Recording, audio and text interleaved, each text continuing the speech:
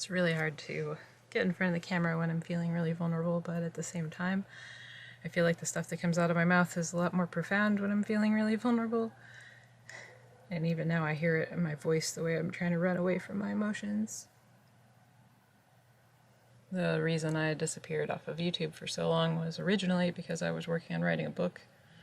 I'm sure I would have finished it by now, but the second reason why it took me so long to get back to making videos was because I fell in love hard, like really hard.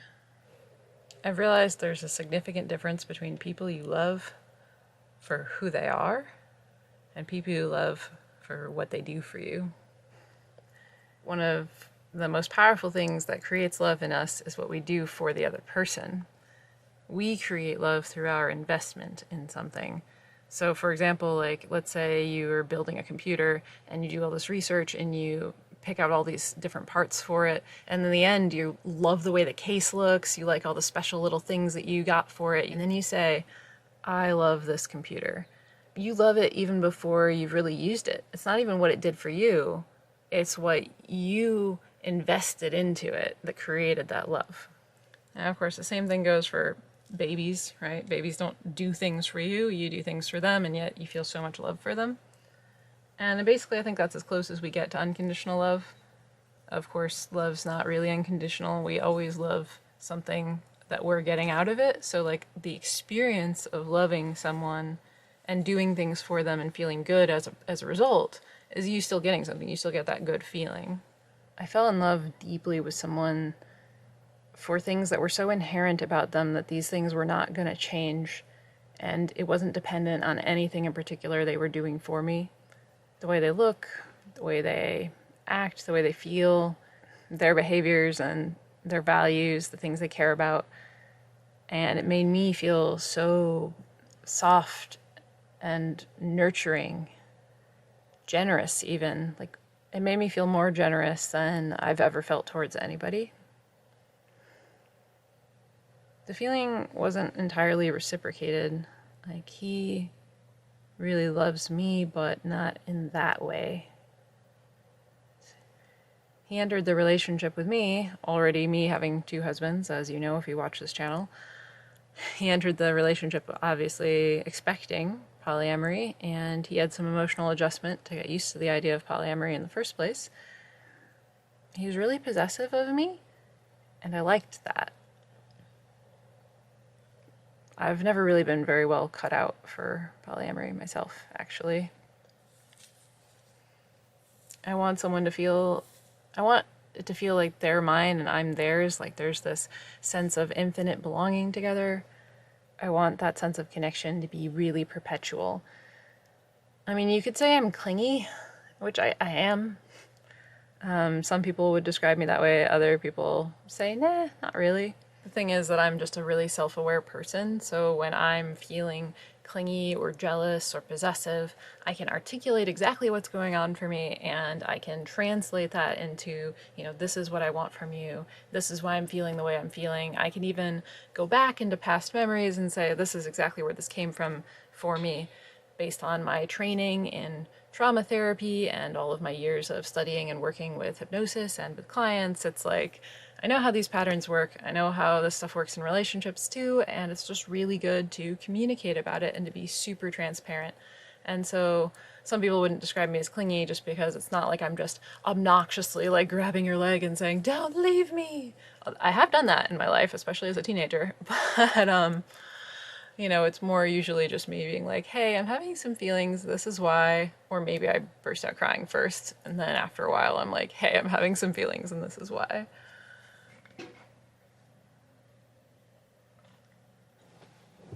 But whether you would consider me clingy or not, that's not the irrelevant issue.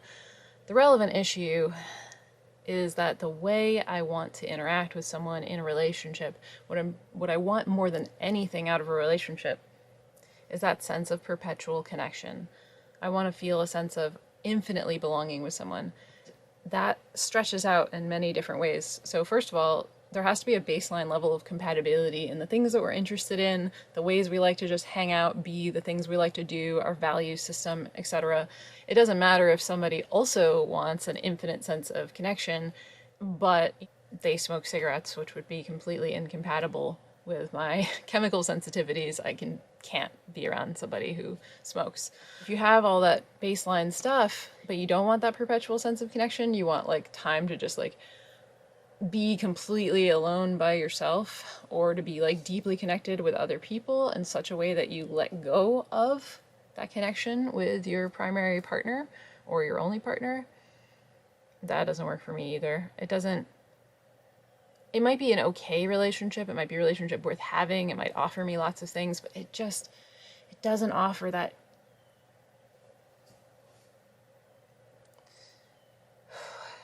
All right, so let me back up. Let me tell you where this comes from. So, like so many people who were born in the late 80s or early 90s, my parents were a fan of ferberizing.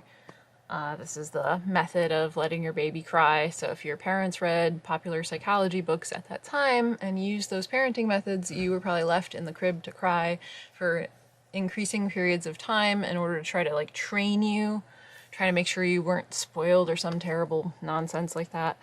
Got news for you, you can't spoil babies by loving them too much. It doesn't work that way. But you can fuck up their psychology forever by...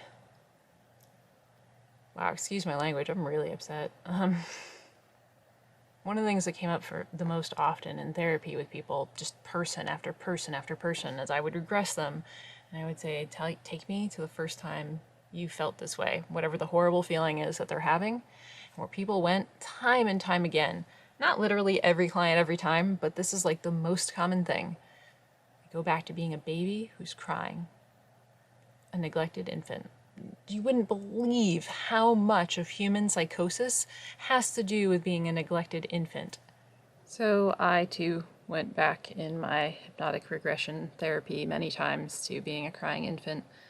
And for me, it was compounded by at one point being sick as an infant and feeling like my parents ought to be able to help me and make it all better, but I was very sick and they couldn't.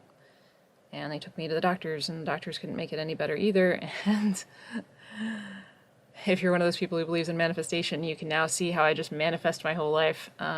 You'd also have to know my whole childhood story, but basically my life story is doctors and loved ones not being able to help me and me eventually having to do the research to help myself. Good news is that I did eventually learn to help myself in terms of my physical health, but in terms of my emotional health, I'm still part of me, right? There's lots of parts of me, but part of me is still that crying infant looking for that sense of ongoing security.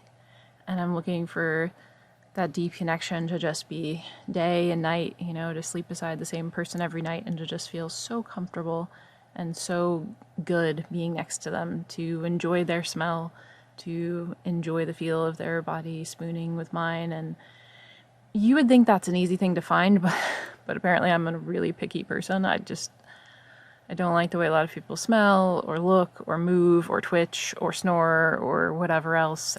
Compatibility is rough, just finding someone who I'm compatible with in terms of lifestyle, values, appearance, sensory stuff, chemical sensitivities, et cetera, like, I just think it's a bonus if we both like the same sorts of books or games or outdoor activities. Like, that's just the icing on the cake. Like, I'm looking for, like, the cake, though.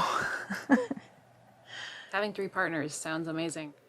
It's really the same stuff as monogamy in terms of figuring out all your relationship stuff, except with more pressure to figure out everything right away. There's 2 things that are really different about polyamory, and they're actually both downsides, in my opinion. You have to change who you are to match the other person, and you have to keep switching back and forth. Now, it's fine when you're with one partner. Say you have this one partner who really hates it if you use certain ways of showing affection. They hate it if you grope their butt. Just don't do that. They also are really sensitive about being asked questions when they're doing certain types of activities. You learn not to do that, etc., etc. But now, as soon as you have 2 partners, let's say your other partner feels like you don't love them unless you're groping them. That's like part of their love language. They're like, if you find me attractive, why aren't you like groping on my butt? Like, obviously I don't expect you to do that to random people, but I'm your girl. Like, why aren't you doing that? And then they might be like, why don't you ask me more questions? Like, aren't you even curious about me? you get into one mode of being with one person, but now it doesn't work with the other person. A lot of people have this problem with like their work life and their home life, and you know how you have trouble like maybe putting down that work life in order to be like maybe more vulnerable at home than you would be at work. Yeah, it's like that, but like amplified. Part of you still going, this is my partner, this is how I interact with a partner. The other really hard part about polyamory that's been really bugging me since I first had 2 serious partners, which started for me 8 years ago, is the tragedy of the commons effect. So if you're not familiar, tragedy of the commons is like when you have a common playground, for example, and something goes wrong, something breaks, but it's community owned. And there's no one particular person whose responsibility it is to fix the playground. And so nobody does, because everyone assumes that someone else will fix it. So that happens in polyamory big time. As soon as you have 2 partners, only takes 2. All of a sudden, if you're not with one of your partners, the other one assumes that you're with your other partner. All of a sudden you're not getting checked on anymore. All of a sudden you're not getting like those same like little loving texts or, you know, someone coming into your room to see how you're doing all the time. And so it suddenly feels as though instead of getting twice as much love, in my case sometimes it felt like I was getting maybe half as much. Now you might be thinking, what about the really obvious upside to polyamory, right? The fact that people are different is what you would think partly attracts people to polyamory, right? You have maybe one partner who's really sporty and outdoorsy, and they're the person that you go camping with or go hiking with or whatever, in my case, go rollerblading with. And then you have another partner who's like, let's say, really techie and into computer stuff, and maybe they're the person that you play video games you like to play, and maybe they're the person who also fixes your computer when it's broken. The thing you gotta ask about variety and people fulfilling different niche parts of your life is, why do they need to be a partner as opposed to a friend? So you've got the one friend that you do your crocheting with, you've got the other friend you go ice skating with, you've got the friend you watch a particular show with. Why does it need to be your partner?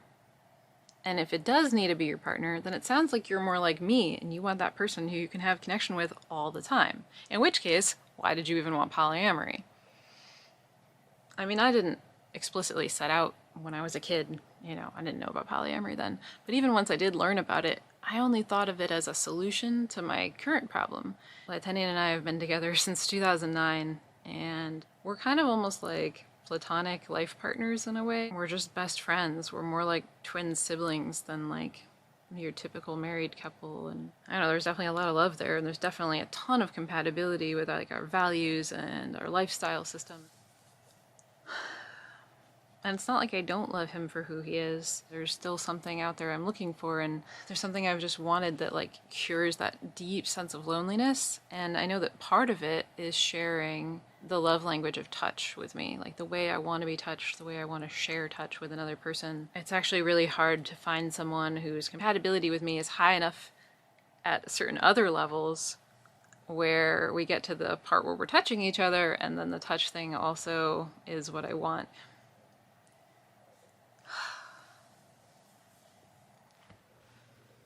So, do you feel chronically lonely even when you're in a relationship? If so, you might be seeking the same thing I'm seeking and not finding it.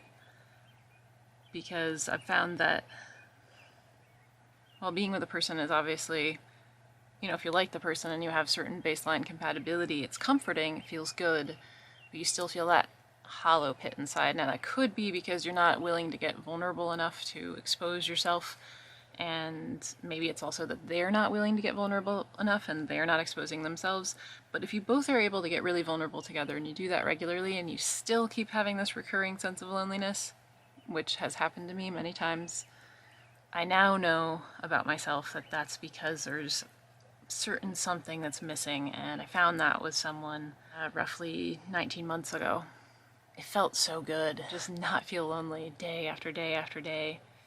But then it ultimately turns out that we want different things out of our relationship and out of life and out of our future.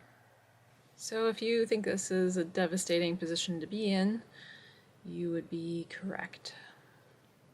I've spent just today like 2 hours crying about it, and honestly I'm doing pretty well today relative to how I've been doing for the last few months. February and March were just an outright nightmare for me.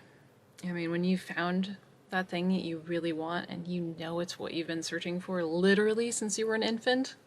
Literally since then. And then you realize there's nothing you can do to fix it, to keep it. I mean, a lot of people handle devastation like that by just swearing off of relationships and love altogether. There are so many other videos I've been wanting to make for you guys, but it's really hard to focus on anything when you are very literally going through heartbreak. Possibly the worst heartbreak of my life for the last, how many months straight? And when I asked myself today, what would someone who loved themselves do after crying for a very long time? The answer that came to me was making a video, and this answer has literally never come to me in response to asking that question, but I guess I just really felt the need to reach out to you. What kind of love do you want? What level of connection would make you happy? Are you happy? I've been happy at various times in my life. I've experienced phenomenal love. I'm so blessed to have had the experiences I've had. I've had a remarkable amount of love in my life, and I worked hard to be a good partner. It's like what I've wanted my whole life. To be a good partner and to have someone who appreciates me and sees me, someone who gets me and touches me in the way that makes me feel loved. I'm very blessed, but there's something really essential that I still need. I thought I had it. I mean, I did have it for like a year. Now I've lost it. Even though I still have that person in my life, it's not the same and it's never going to be the same. When you want something more than anything and it makes you so happy that you can literally sacrifice things that you thought were essential to your being and you don't even care because you're so happy to be with this particular person, it's really hard to figure out what kind of therapy will be enough to help. The answer that I've found has been working in my garden. When I'm out here and I'm working on raising up these beautiful plants, it's like I can almost forget about the heartbreak. In fact, sometimes I'm working so hard, breathing so hard, sweating so hard, just shoveling pile after pile of dirt, listening to the chickens next door, that I actually do forget. Just cleaned up this bed behind me the other day. We got another bed beside it made out of granite. And I'm raising up so many beautiful trees and shrubs. And behind me now, see my new beautiful treasure that I've spent so much effort moving all those rocks. I didn't even know I could move rocks this big. I certainly can't lift most of them, but it turns out that with enough wiggling and finesse, I do have more strength than I realized, and I guess that's what we all have to learn when we go through heartbreak, is that we are stronger than we realized we were. We think we can't take this pain. That's what grief tells you, is you just can't take anymore. And turns out, yes I can.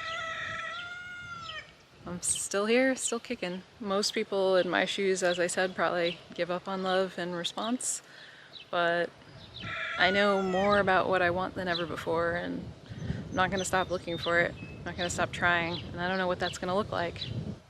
Is it gonna be polyamory still? Is it gonna be monogamy? I really don't know what the future holds. I'm not gonna stop fighting for my happiness. I'm not gonna just reconcile myself. No. Don't give up on your dreams. Don't give up on love. We'll keep trying. This is Raederle, signing off.